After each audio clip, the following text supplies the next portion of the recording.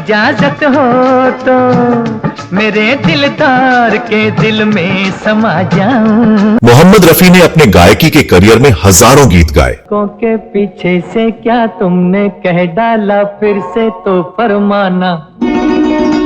वे एक ऐसे गायक थे जो किसी भी गीत को गाने से मना नहीं करते थे, चाहे वह किसी भी संगीतकार का गीत हो या फिर उसके लिए उन्हें कोई भुगतान मिले या ना मिले। दिल तेरा दीवाना है सनम, दिल तेरा दीवाना है सनम। लेकिन एक ऐसा भी गीत था जिसे गाने से उन्होंने मना कर दिया। आखिर क्यों और फिर उस गीत को किसने गाया? इस वीडियो में मैं आपको इस पूरे वाकये के बारे में विस्तार से बताने जा रहा हूं।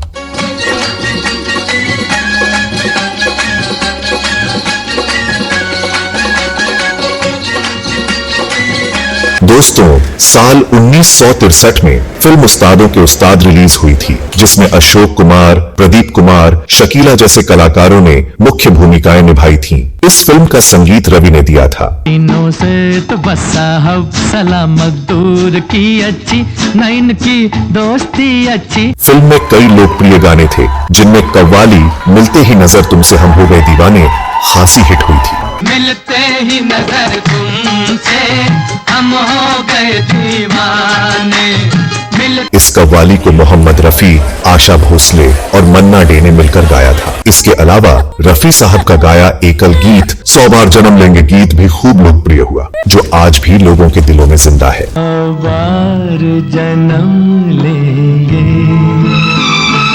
100 बार। लेकिन जिस गीत के बारे में मैं आपको बताने जा रहा हूं, वह उस्तादों के उस्ताद फिल्म का ही एक गीत है। सीनों से तो बस साहब सलामत दूर की अच्छी, न इनकी दोस्ती अच्छी। इस फिल्म के कई रीमेक दक्षिण भारतीय भाषाओं में बने, जिनमें तमिल और तेलुगु शामिल हैं। जब इन फिल्मों के संगीतकारों ने रफी साहब से इन गीतों को दोबारा गाने का अनुरोध किया, तो उन्होंने यह कहते हुए मना कर दिया कि इन गीतों को गाने का हक तमिल और तेलुगु गायकों का है और इसलिए इन्हें उन्हीं भाषाओं के गायकों से गवाया जाना चाहिए।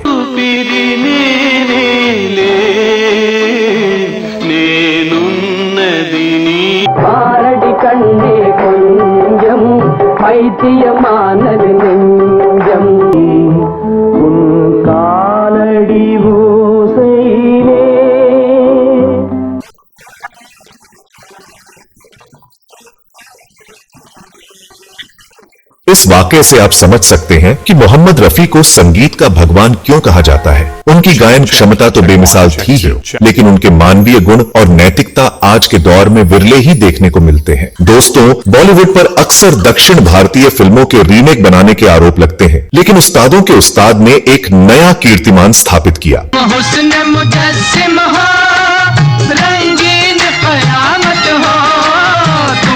इस फिल्म के रीमेक तमिल, तेलुगु और कन्नड़ भाषाओं में बने। तमिल में इसे वल्लावनुक्कु वल्लावन के नाम से 1965 में रिलीज किया गया।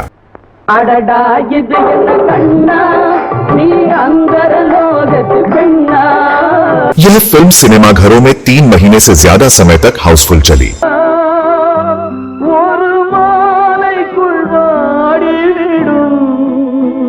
इसके निर्देशक आर सुंदरम थे और इसमें अशोकन, मणिमाला, जेमिनी गणेशन और आर.एस. मनोहर जैसे बड़े सितारों ने अभिनय किया।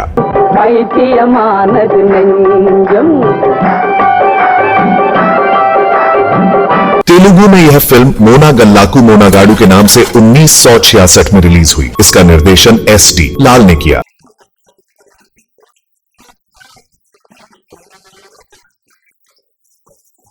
और फिल्म में एस.वी. रंगाराव, हारानाथ, प्रभाकर रेड्डी, कोंडला राव, कृष्ण कुमारी और जी रत्ना ने मुख्य भूमिकाएं निभाई।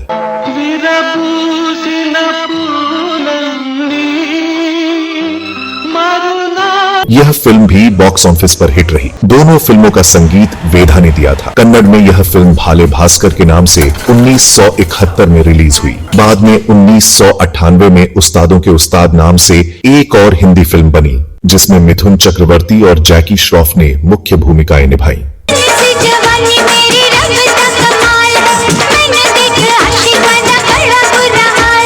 उस्तादों के उस्ताद के गीत 100 बार जन्म लेंगे की धुन पर तमिल और तेलुगु फिल्मों में नए गीत तैयार किए गए।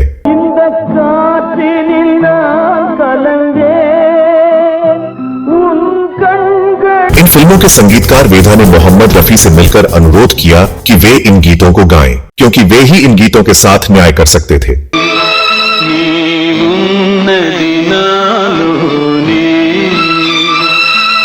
लेकिन रफी साहब ने विनम्रता से कहा कि इन गीतों को तमिल और तेलुगु गायकों से ही गवाया जाना चाहिए। उन्होंने कहा कि तमिल में टीएम सुंदर राजन जैसे बड़े गायक हैं जो इन गीतों को बेहतर ढंग से गा सकते हैं। आपको बता दें कि टीएम सुंदरराजन को तमिल रफी कहा जाता है। इस वाकये का जिक्र फिल्म इतिहासकार फीको मूर्ति ने भी किया है। दोस्तों, कहने की जरूरत नहीं है कि रफी साहब ने कभी भी अन्य गायकों के हक को नहीं छीना। जब उन्हें पता चलता कि किसी गाने को पहले किसी अन्य गायक से गवाया जाना था तो वे उसे गाने से इनकार कर देते थे और उस गायक को ही मौका देने पर जोर देते थे। एक ऐसा ही वाकया फिल्म कुदरत के गीत सुख दुख की हर एक माला कुदरत ही पिरोती है के साथ हुआ।